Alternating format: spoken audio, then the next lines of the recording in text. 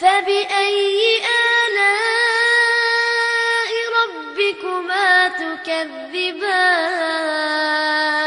Bagaimanakah cara menyalurkan harta haram seperti bunga bank dan sebagainya?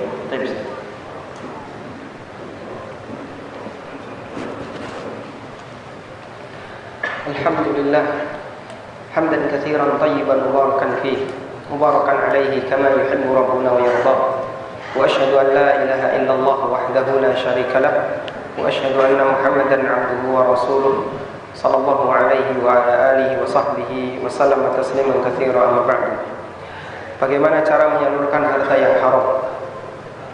Hadirin yang kami hormati, harta haram yang ada di tangan manusia secara umum dibagi oleh para ulama menjadi dua. Yang pertama, ada harta haram yang didapatkan dengan cara menzalimi, didapatkan dengan cara tidak saling ridha, seperti hasil menipu, hasil korupsi, merampok, mencuri dan seterusnya. Untuk jenis harta haram yang pertama ini tidak ada cara bertobat kecuali satu, yaitu dikembalikan kepada pemiliknya. Dikembalikan kepada pemiliknya. Sebagaimana Nabi sallallahu alaihi wasallam pernah mengatakan, wa 'alal yadi ma akhadha hatta turadda, dan tangan yang mengambil barang milik orang lain berkewajiban untuk mengembalikan barang yang dia ambil. Yang jadi pertanyaan selanjutnya adalah, bagaimana apabila pemiliknya tidak memungkinkan lagi untuk dijumpai? Ketika pemiliknya tidak mungkin untuk dijumpai, maka harta itu diserahkan kepada ahli warisnya. Misalnya pemiliknya sudah meninggal atau dia pindah, tapi masih ada keluarganya, maka diserahkan kepada keluarganya. Dan pertanyaan selanjutnya, bagaimana kalau kemudian pemiliknya tidak mungkin dihubungi, tidak ada ahli warisnya, tidak ada keluarganya, tidak ada jejak apapun yang bisa kita gunakan untuk menyalurkan harta itu? Nah, di sini ulama khilaf, apakah ada tobat baginya atau tidak? Pendapat yang pertama, tidak ada tobat baginya, sehingga nanti urusannya ke depan adalah dia akan berhadapan dengan pemiliknya di hadapan Allah Subhanahu wa taala. Allah yang nantinya akan mengadili dengan cara hisab berupa pahala dan dosa. Karena itu dianjurkan bagi orang ini, ketika dia pernah mengambil harta orang lain dengan cara tidak saling ridha, dengan cara mendolimi, maka dianjurkan bagi orang ini sebanyak-banyaknya beramal saleh. Silakan Anda sedekah sebanyak-banyaknya, ikhlas lillahi ta'ala. Semoga pahala yang nanti Anda miliki ketika besok berhadapan dengan Allah Subhanahu wa ta'ala, kemudian dipertemukan oleh Allah dengan pemilik harta ini, kita akan dihisab dengan cara membagikan pahala yang kita berikan. Dan semoga Allah Subhanahu wa ta'ala membuat orang tadi puas. Ini pendapat mazhab Syafi'iyah. Kemudian pendapat yang kedua, yaitu pendapat jumhur ulama. Bagi mereka yang membawa harta haram dengan cara mendolimi orang lain dan tidak mungkin untuk dikembalikan, maka dia bisa sedekahkan atas nama pemiliknya, dan Allah Subhanahu wa ta'ala maha tahu ke arah mana pahala itu akan Allah salurkan. Meskipun kita sama sekali tidak memberikannya kepada pemilik, tapi kita sedekah atas nama pemiliknya. Kita niatkan pahalanya nanti diberikan kepada pemiliknya.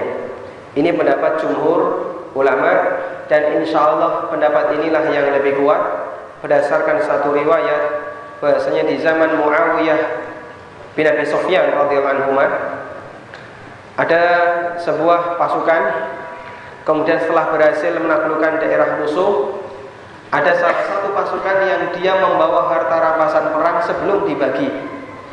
Berarti ini harta apa namanya? Ini namanya harta apa? Harta ghulul, harta khianat, harta korupsi, mencuri harta rampasan perang sebelum dibagi. Kemudian setelah semua pasukan bubar, balik ke rumah masing-masing, orang ini bertobat dan ingin mengembalikan harta rampasan yang dia ambil tadi. Kemudian dia serahkan kepada panglima. Sampai di tempat panglimanya tidak menerima. Saya tidak bisa menerima, ini harta milik banyak orang, dan gak mungkin saya harus minta izin, minta restu kepada semua pasukan perang yang kemarin ikut perang, karena mereka jumlahnya ratusan ribu. Akhirnya orang ini kebingungan.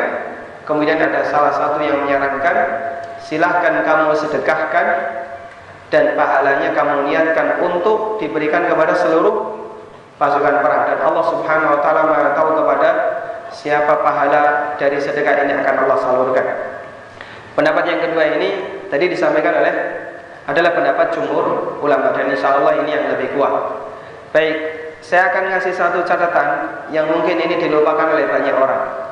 Allah ingatkan dalam Al-Quran bahasanya zalim tidak akan pernah dilupakan oleh Allah. Wala tahsabannallaha ghafilan amma ya'maludz zalimun. Jangan sampai kalian menyangka Allah Subhanahu wa taala akan melupakan perbuatan yang pernah dilakukan oleh orang-orang zalim.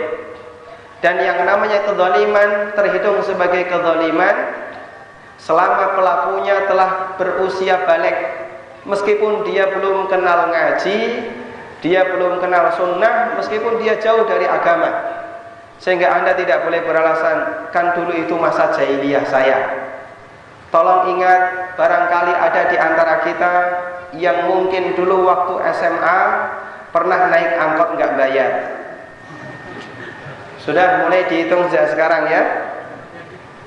Itu kan dulu waktu masih SMA nggak kenal agama, nggak kenal ngaji, belum kenal sunnah, nggak jadi alasan. Karena yang namanya zalim tidak mengenal sudah kenal sunnah terhitung zalim. Ketika SMA sudah balik belum? Di sini ketika SMA sudah balik belum, Pak? Sudah. Alhamdulillah. Baik, apapun perbuatan orang yang sudah balik, ketika dia berbuat zalim, tolong minta maaf kepada orang yang pernah kita zalimi. Atau Anda beli sesuatu, ngambil barang, lupa di barcode, lupa nyetor ke kasir. Jangan dikira itu kan sudah dulu Pak, orangnya sudah lupa. Anda lupa, Allah tidak lupa. Anda tidak pernah memperhitungkannya, Allah memperhitungkannya. Dan nanti akan ada penyelesaian di akhirat. Mumpung belum ketemu di akhirat, mending diselesaikan ketika di dunia. Sudah mulai dihitung malam ini, sudah berapa rupiah, sudah berapa kali naik angkot nggak bayar. Atau dulu pernah mendolimi kawannya, pernah malak harta kawannya, pernah ngambil harta temannya waktu masih sekolah, waktu masih kuliah. Jangan dikira itu dianggap biasa, Allah Subhanahu wa taala memperhitungkannya. Kemudian pembagian yang kedua, yaitu harta haram yang didapatkan dengan cara saling ridho. Contohnya apa? Salah satu contohnya adalah riba. Riba itu sekalipun saling ridho, tetap hukumnya haram. Anda tidak boleh beralasan, saya tidak minta, saya tidak maksa, dia sendiri yang ngasih.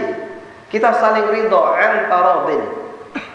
Tapi saling ridho dalam masalah transaksi yang dilarang oleh syariat, tetap hukumnya haram.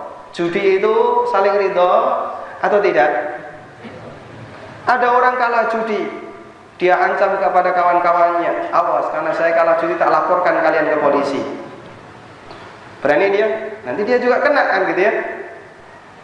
Sehingga tidak ada istilahnya meskipun saling ridho jadi halal.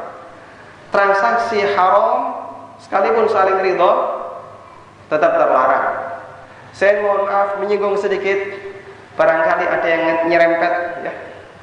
Ada yang keserempet gak masalah ya. MUI memfatwakan bahasanya jadi ahlul hisab itu terlarang. Ketika ada orang yang dia bertransaksi dengan ahli hisab semacam ini, jual beli alat hisab ya, ini menurut MUI transaksi yang bermasalah. Sekalipun dilakukan saling ridho, penjual senang, pembeli riang. Meskipun dua-duanya senang tapi saling ridho, ini tetap haram. Termasuk tadi transaksi riba. Meskipun saling ridho tetap haram. Bapak kalau utang ke saya, utang 1 juta, nanti nyerahkan 1 juta plus kasih tambahan seikhlasnya. Jadi halal atau haram? Meskipun riba itu dibayar dengan ikhlas lillahi ta'ala, tapi tetap haram. Terus bagaimana cara tobatnya? Untuk harta haram yang didapatkan dengan cara saling ridho semacam ini, Para ulama mengatakan di situ dibagi menjadi dua. Yang pertama, jika dia dapatkan harta itu sebelum tahu hukum. Misalnya, dia nggak pernah tahu hukum kalau yang namanya riba itu haram. Dia belum kenal riba.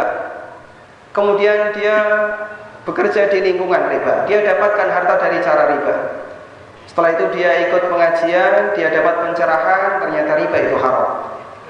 Di titik ketika dia sudah mulai kenal bahasanya riba itu haram, kewajiban dia meninggalkan lingkungan riba. Bagaimana dengan nasib penghasilannya di masa silam? Jawabannya silahkan Anda nikmati. Silahkan Anda miliki, silahkan dinikmati, tidak ada kewajiban untuk kemudian menyerahkannya. Apa dalilnya? Dalilnya adalah kejadian yang ada di zaman para sahabat. Yang namanya khamr, riba itu Allah haramkan belakangan. Dan ketika Allah turunkan ayat yang mengharamkan riba, ayat yang mengharamkan khamr, Allah subhanahu wa ta'ala tidak wajibkan mereka untuk menyerahkan semua penghasilan dan kekayaan mereka dari hasil transaksi riba dan hasil jual beli khamr. Bahkan Allah katakan, "Faman ja'ahu mau'izatum mir rabbih fantaha falahu ma salaf." Siapa yang sudah datang peringatan dari Allah tentang haramnya riba, ini ayat terkait dengan riba, fantaha, kemudian dia hentikan transaksi riba, falahu ma salaf, maka dia mendapatkan hasil transaksi riba di masa silam sebelum ayat ini turun. Sebagaimana harta yang dimiliki oleh Abbas bin Abdul Muttalib. Siapa beliau? Paman Nabi SAW.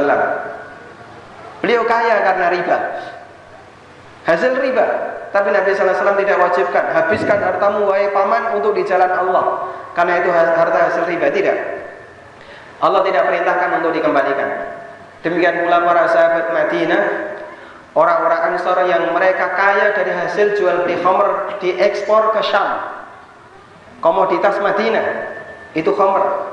Ketika panen raya kurma, harga kurma hancur dan bisa dimanfaatkan, disimpan, difermentasi, nanti hasilnya dijual dengan harga lebih mahal di Syam. Dan Nabi SAW tidak perintahkan mereka ketika turun ayat khamr untuk menginfakkan semua atau membuang semua hasil dari jual beli khamr. Kemudian yang kedua, jika dia dapatkan harta haram itu setelah tahu bahwasanya itu haram, setelah tahu hukumnya, maka harta ini wajib dia salurkan atau wajib dia buang, tidak boleh dia simpan. Hanya saja di situ ulama berbeda pendapat.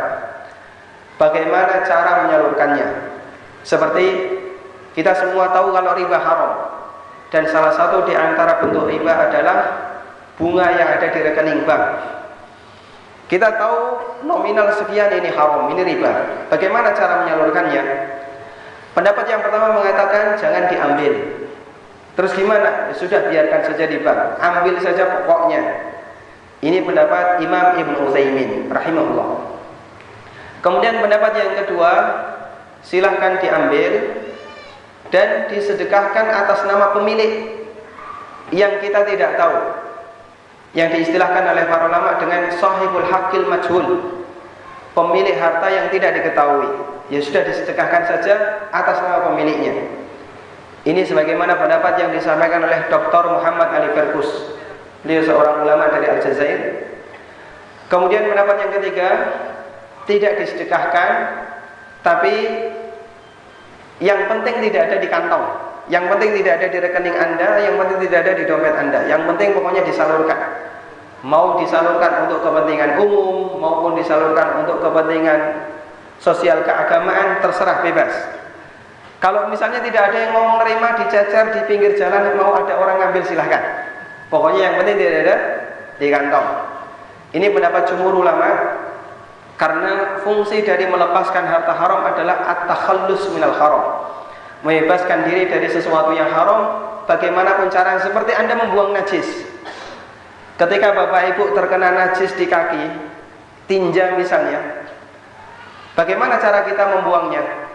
Apakah kita cari dulu pohon yang kira-kira bisa menerima najis? Tidak ya. Kita akan siram pohon atau siram najis itu dimanapun kita berada. Yang penting kita mendapatkan alat untuk bersuci. Kira-kira sama seperti itulah ketika kita mendapatkan atau ada harta haram yang ada dalam rekening kita atau ada dalam dompet kita, pokoknya kita bersihkan, yang penting tidak ada di tempat kita. Wallahu ta'ala alam.